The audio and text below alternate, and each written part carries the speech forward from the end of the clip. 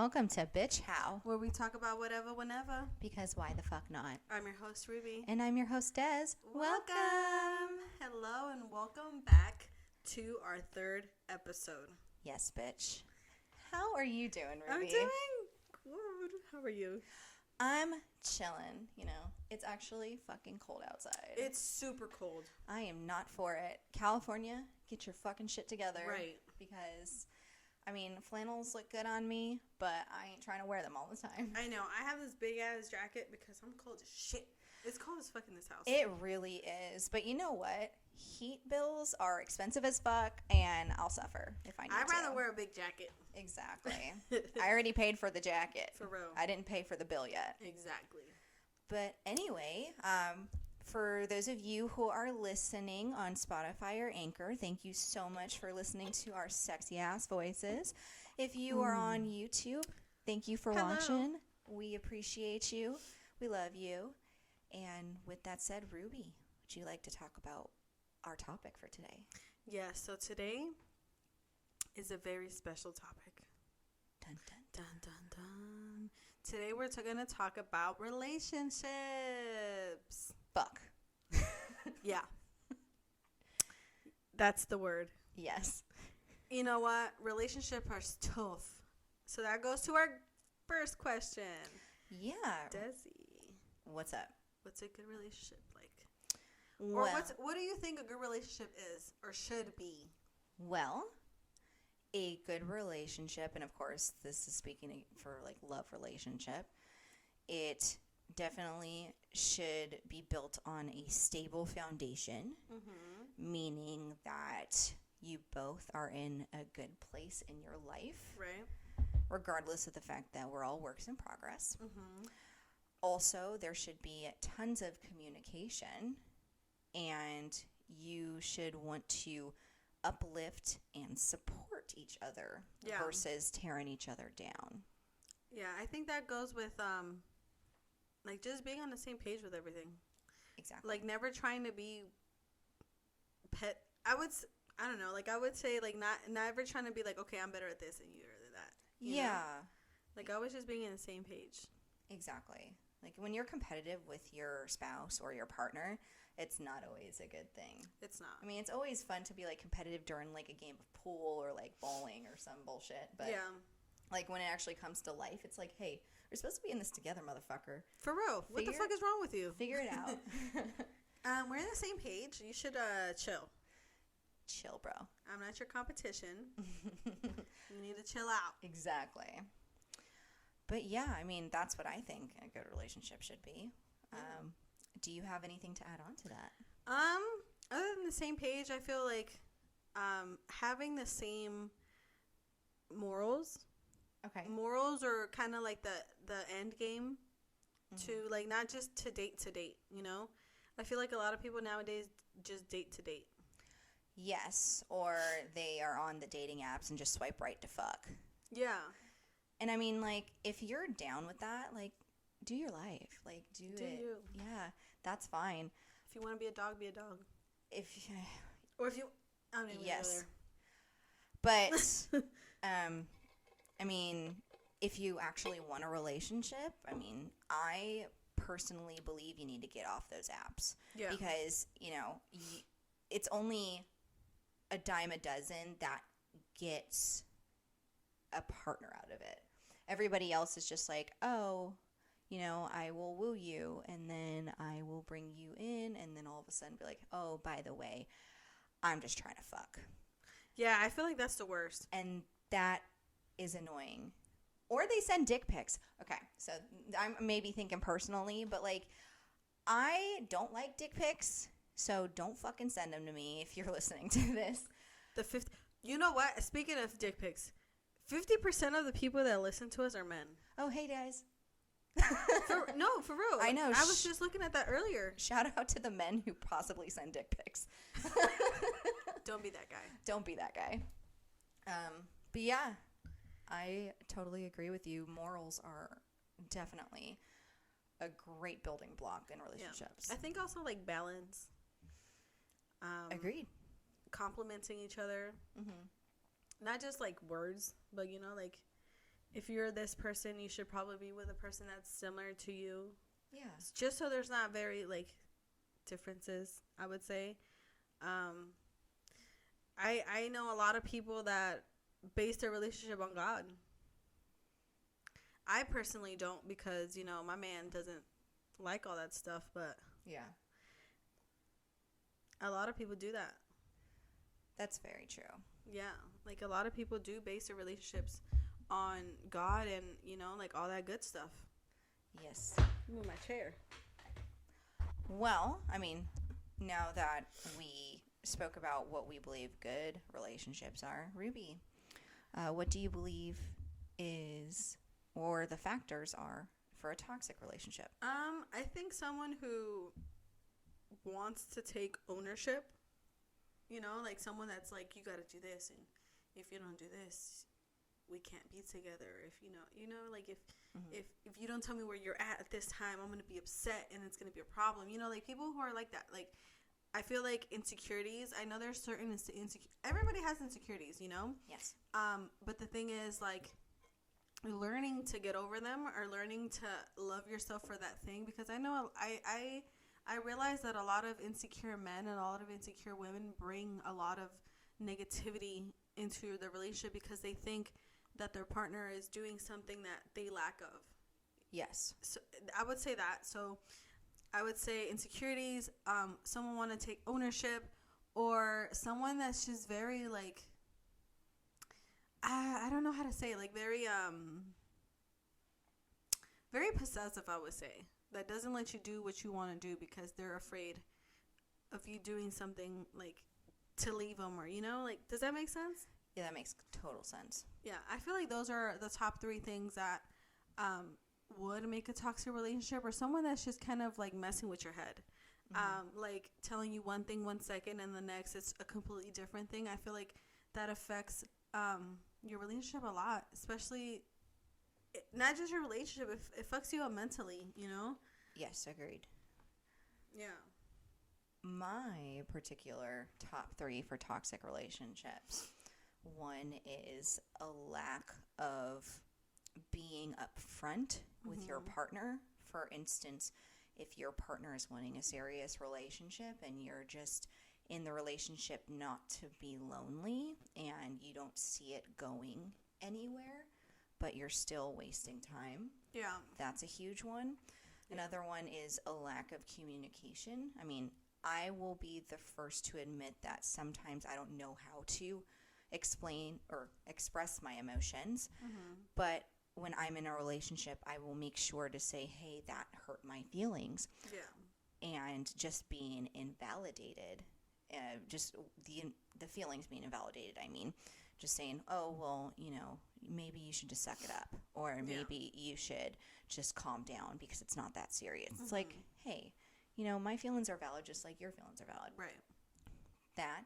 And then, I mean, all yours are great, but, like, I guess in a physical way, for me, it's just like, if the sex ain't good, like, why are you in that relationship? Like, I mean, we're going to talk about my past in a second, but at the same time, it's just like, you know, for women, to all the majority of our listeners out there, just so you know, women have emotions during sex a majority of the time. You know, there was that book back in the day in the 90s when none of you were born, but I was, called Men Are From Mars, Women Are From Venus. And it's because men and women are completely different when it comes to emotions. Yeah. And men, most of the time, can have sex without emotions, but it's not the same with women. And unfortunately, we have this perception from, like, movies or, you know, just social media about perfect relationships and wanting to be in that, and, you know, sex kind of goes along with that, because it's just like, if you're not having good sex, I don't know. Yeah, back to the thing about communication. I feel like that's good in good relationships, bad relationships. We're not really bad relationships, because in a bad relationship, I would feel like most of the time you won't be able to express what you want to say. Or it'll be an issue if you do. Like, it'll be a problem. Like, it'll become way more than it is I feel like a lot of women would rather just like you said, suck it in, or just push it deep down, rather than say something and something bad happen, you know? Yeah, and that's where a lot of like women and men that have, gone through that type of toxic relationship with a toxic partner, that's why a majority of them are emotionally drained and abused by the end of that relationship, even though, they're happy to get out of it.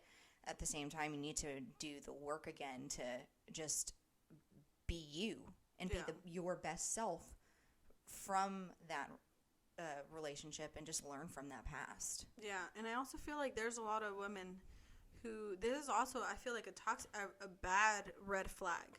Like if you're getting hit, like, of course, that's something that I would say would be toxic.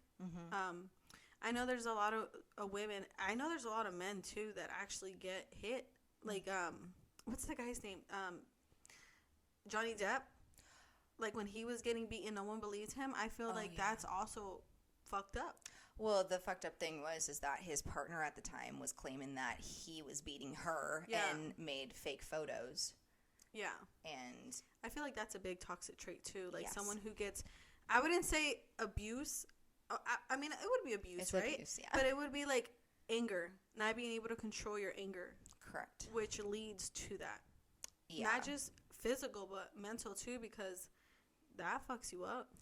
Yes. And if you are out there listening to this and, this is something that you're going through, whether it's an emotional abuse or domestic violence, please do what you can to get help. If you feel that you're stuck, please know that you're not. And there are people out there that love you and are willing to help you out.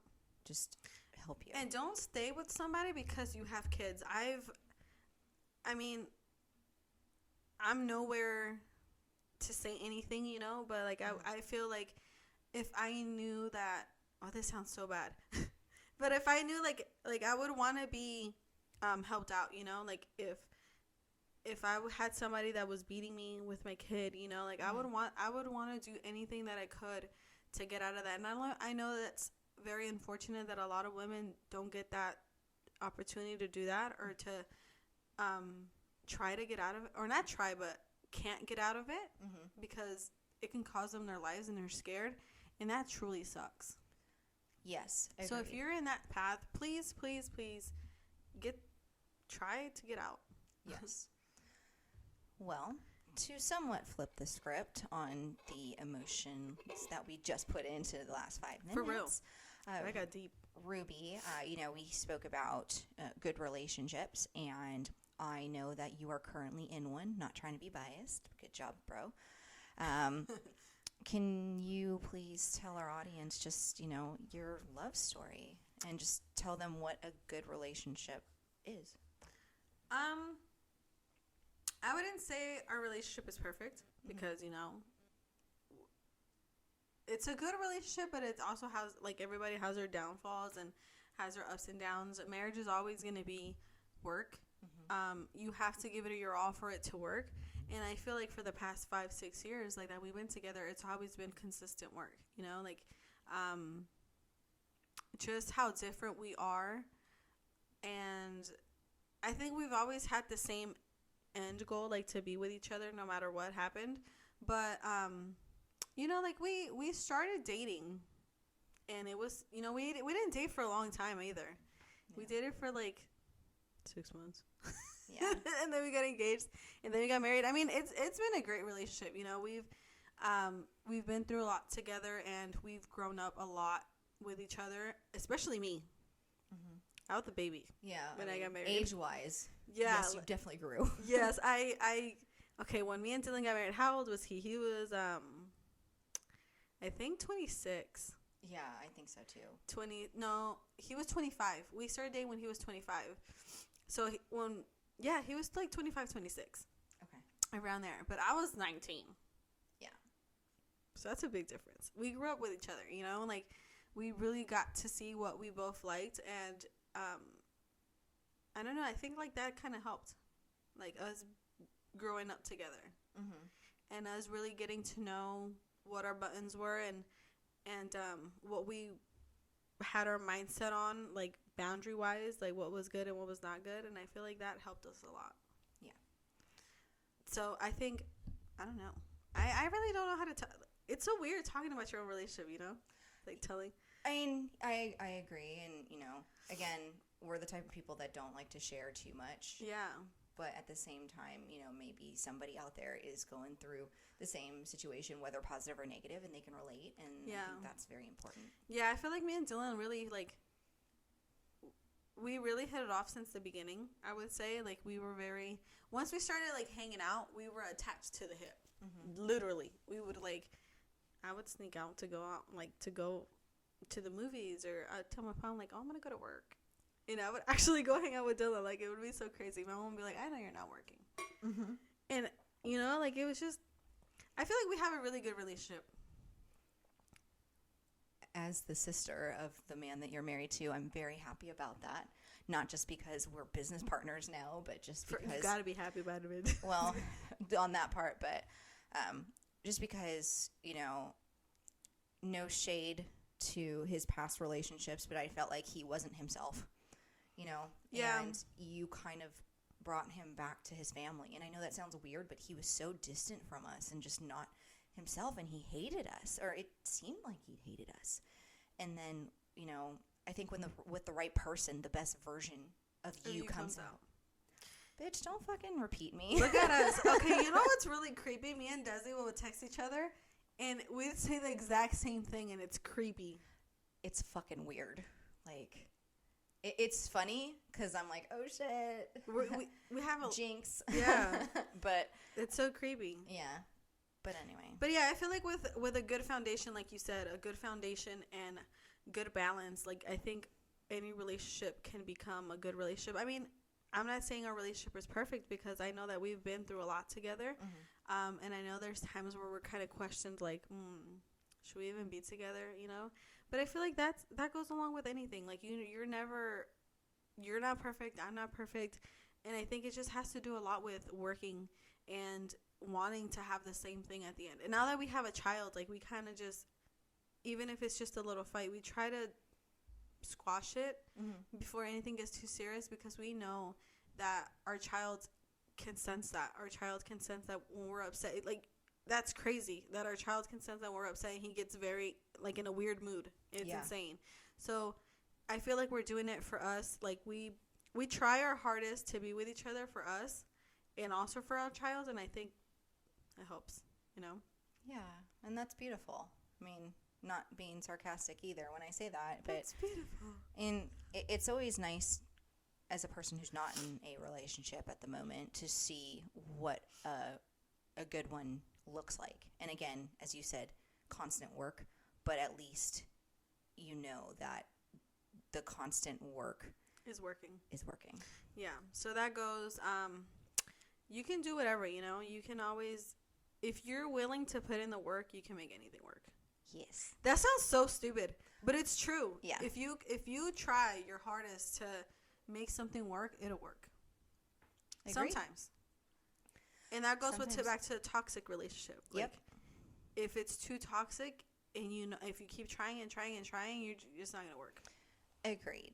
So that goes with your relationship. I know Desi went through a very hard time in her relationship, so we're gonna get into that, and maybe that can help somebody get out of theirs. So first question would be, I can't speak. How did you guys meet? I'd like to point out before I answer that question, this is a past relationship. Yes, past. I am single. Single like a dollar bill. Fun fact. Wouldn't it be so cliche if I just pulled out a dollar bill? This is her. Honestly, like, just if you want to give me $1, give me $1. I'm fine with that. But anyway, so I am, again, in the military, and we met in the military.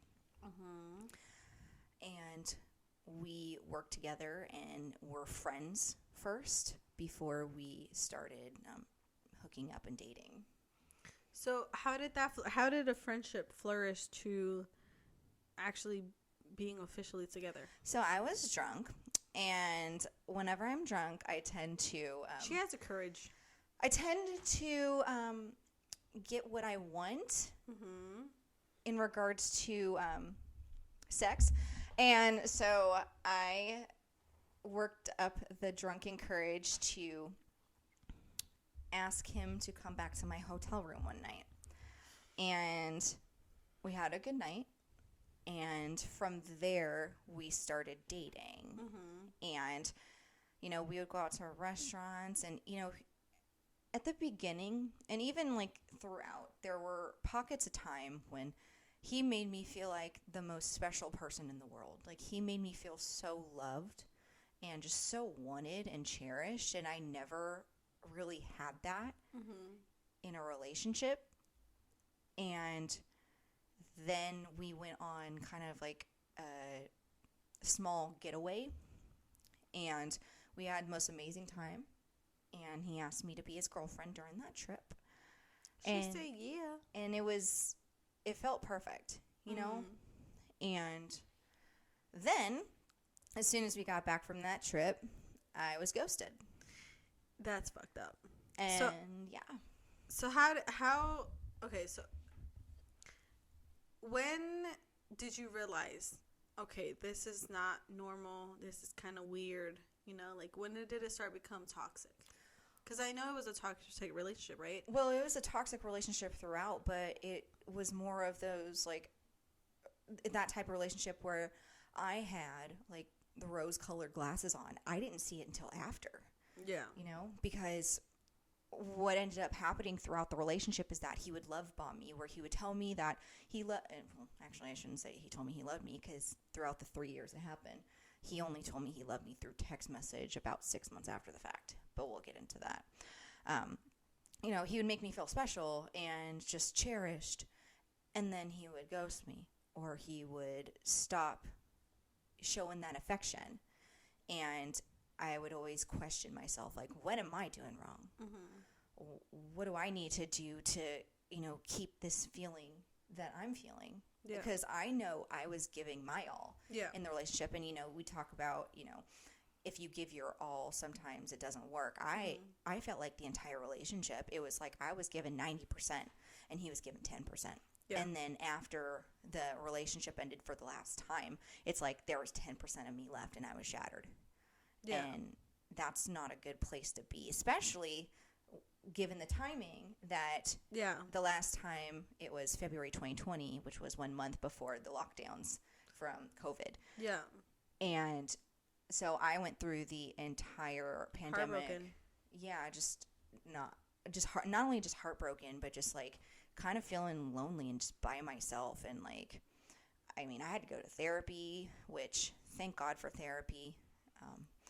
And for real, a lot of people need therapy after really bad relationships, you know, to fix each other. So that was going to be my next question. How did you get, or before my last question, why do you think he was like that? Like, do you think it was like something he was insecure about, like to love you and give you everything in him, like his love basically, and then him like feeling like he couldn't manage it or something like that? Like, what do you think? Honestly, just because I know his past relationships, or his past 2 relationships that he explained to me. Again, this could have been lies, but what he explained to me, it's like he gave all of his love in those last 2 relationships. He got fucked over?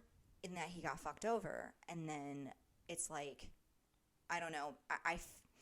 He explained to me after the fact, because I was texting him. I was like, why did you, if you knew this relationship was going to end, why did you keep it on for so long? Which, oh, by the way, he broke up with me every year on Valentine's Day. And it was fucking rough. And that's why I kind of still hate Valentine's Day. But he told me that, you know, I will admit I was very selfish. I didn't want to be alone. That's fucked up. And that's wrong, because you don't want to waste somebody's time that wants to give you their all. Like, I was helping him like study for one of his work exams that was very important to him. I would stay up until 1 a.m. helping him with that, like even up until the test. You know, I would do what I could just to be the quote unquote perfect girlfriend for him. And again, it doesn't say that I wasn't toxic. Like, I was very insecure in that relationship too, because at times when he wasn't, you know, loving me, it's just, I would just always be like, in your head, in my head, be like, why, you know, why are you fucking on Instagram but don't follow me but follow big titty ass bitches? And like, here's the thing. Here's the thing. I don't give a fuck who you follow on Instagram and all that shit. But he made me feel so insecure. I would freak out about that. Yeah. And I would never freak out about that. And it's just like, you know, why? And he'd always get mad at me when I would just be like, oh, are you DMing kind of a girlfriend just to mess with him? And he'd be like, you know what, get the fuck out of my house. Like all that shit. And I'm like, okay. That goes to show that a lot of relationships, past relationships, can affect how you love in the future. Yeah. Because like you said, he probably gave his all to his last girlfriends and they broke him, and that can change a person so much. That can change everything, like how they love, how they show affection, how they you know, they keep their relationship going. And that sucks because that means that those two girls that broke him, or that girl that broke him or whatever, changed completely on how he loved you. Because maybe if you would have met him before that, it would have been completely different. I know. Bless you. Sorry. Bitch, you got COVID? No. Okay, cool. Just making sure. But I'm saying, like, that changes a lot. Because you don't know what it could have been before if he, like you said, if he wouldn't have been broken like that. Yeah. Same to you. You were in a really bad spot after that. I remember that because I remember we went out to dinner on Valentine's Day and we were waiting for him to get there and he never got there, and all of a sudden you started crying. You were sitting right next to me too. Yeah. And I just remember you just starting to cry, and I was like, what the hell is wrong with you? And you had told me what happened. I was like, well, that's fucked up. Yeah, I handed you my phone. Yeah, and it was just like, let me try to remember what he said. He said something like, I can't do it anymore. Yeah. I'm sorry. That's all he said. It's all he said, and I was just like, why? Like, and I would, like, question, like, what did I do? But then I started getting fucking turned, and thank God my roommate at the time was there with me to, like, drive me home, because I was fucking blacked out drunk. Yeah, she drank away. But what was funny after the fact, because I was laughing the next day, is I would text him in all caps, as the women, you know, as women do sometimes. You fucking pussy! How dare you break up with me on Valentine's? Bitch, on Valentine's and Day. Especially through text. There's a thing. You can break up with anybody however you want, but if you do it through text or through a phone call, that's just out. Like, that's wrong.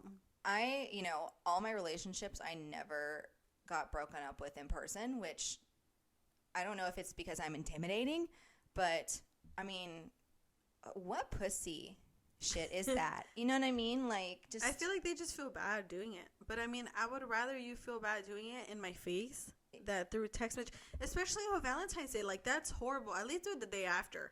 Yeah, or the day before. Like, fuck it. Fuck it. The day after. Do it the day after. Yeah, because then I can just like. Oh, that was a good Valentine's Day. Like, you know, whatever. Yeah, exactly. But after that, so after you guys broke up, and after you tried to, how did you get to the point where you were like, okay, this is enough.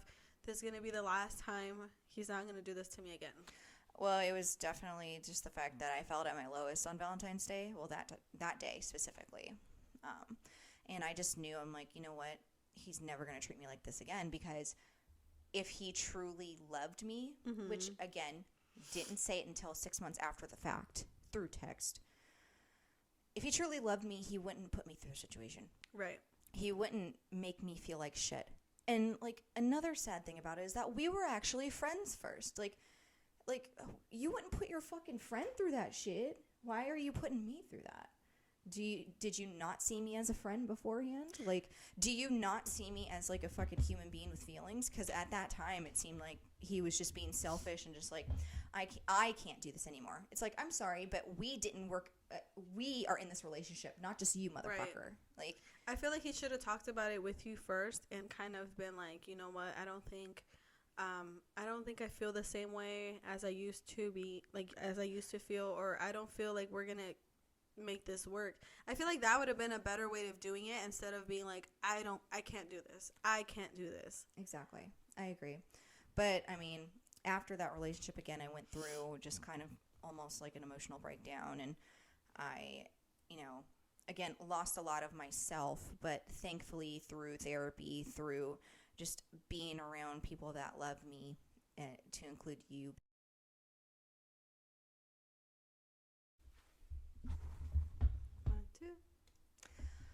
But yeah, just, I mean, being around people that love me really helped me grow and just get back to not only my old self, but just a better version of me.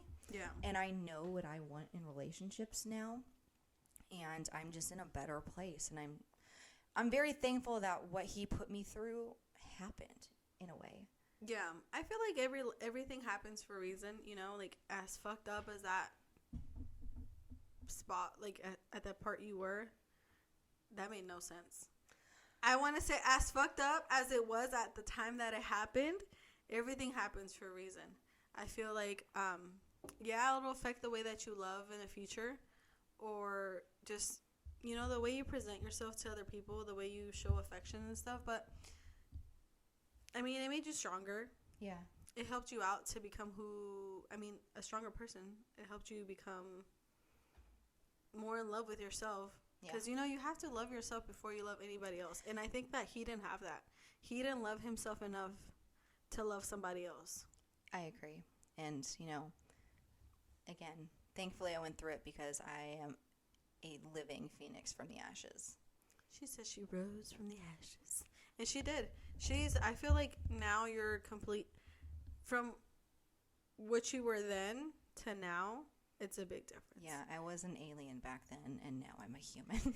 Well, no, because back then she was so into this guy that she wasn't herself. Yeah. Like, you were not the Desi I knew. Like, you were letting somebody control who you were, and it showed. Mm-hmm. Like, when he would put you down at the time, like, you would be very depressed, like, very to yourself. And that was never you, because I remember we would always hang out. We lived a block away from each other. Yeah. And we would rarely see you, and that fucked you up mentally. That fucked you up so bad mentally that you were to yourself. Yeah. Until now she's just, what's up? Let's go. Yeah. What you want to do? Well, the one great lesson that I learned from it, and I hope other people, you know, who are in the same situation as me can learn from as well, is that I will never put anybody else first before myself. Yeah. Because I am the one living my life. Right. Nobody else is living my life. That probably didn't make sense, and that probably sounded stupid. She ain't living her life at a very But I'm known for saying stupid shit, so... I mean, it makes sense.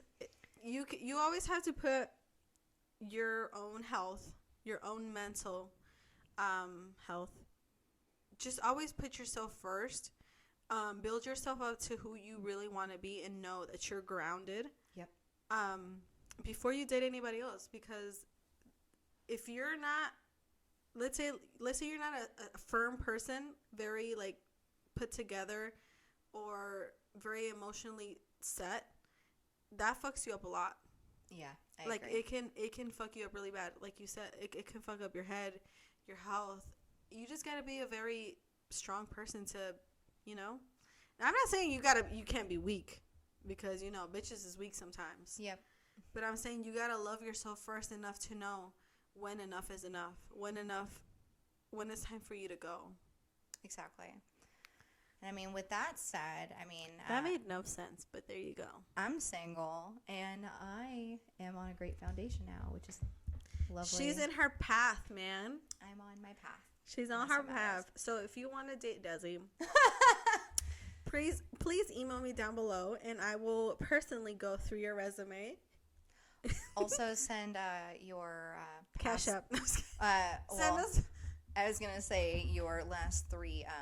tax documents, because we want to know that you're making money. Shut the hell up, bro. I want to ask that before this ends. What's up? Does having a good that should have been a question, or not a question. I mean, it can be if you want to ask it. It should have been a freaking good thing, you know, like a good thing on the list. So yeah, it's a good. Some monies. Being financially stable is very important. I like how people are just like, oh, money doesn't matter. No, it fucking matters. Does. I'm sorry, but especially nowadays, like you don't have to be rich, but you know, you have, if you're a man or a woman, you know, like going into a relationship, you should have some type of money to support you guys, because you know a lot of relationship ends because the lack of money. Yeah. there's a lot of people that end their relationships because they're like, oh yeah, I'm with broke. Yeah. But anyway. But yeah, that was rambling. A lot of things that I said probably didn't make sense, but it made sense in my head. And it probably didn't sound right. That's what fucking matters. You know, it also matters. This podcast. And thank you so much for listening. And you following us. Yes. Thank you so much for listening and following us. You know, please follow us right here at Bitch How Podcast. And then right here at Desiree Fournier. And then up here for Rubizi.